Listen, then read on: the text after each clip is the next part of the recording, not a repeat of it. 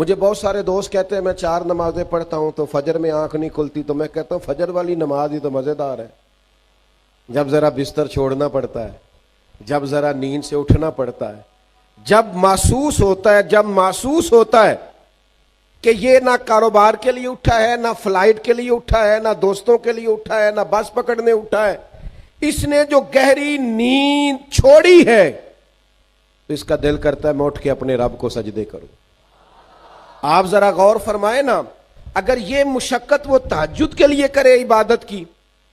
यानी ऐन शहरी में उठे, और हुजूर फरमाते हैं अगर जवान उठे, नौजवान उठे, चढ़ती जवानी है, जज्बात है, नींद भी गहरी आती है, सोने को भी जी चाहता है, सहूलियात भी है, पर सारा कुछ छोड़ के उठा है तहज्जुद पढ़ने के लिए, तो अल्लाह के प्यारे रसूल सल्लल्लाहु ताला अलैहि वसल्लम फरमाते हैं जवान आदमी जब तहज्जुद पढ़ने के लिए खड़ा होता है ना, तो उसे देख के रब मुस्कुराता है जो उसकी शान के लायक। अल्लाह मुस्कुराता है जो उसकी शान के लायक है, जो उसकी अजमत के लायक है, जो उसको शाया है।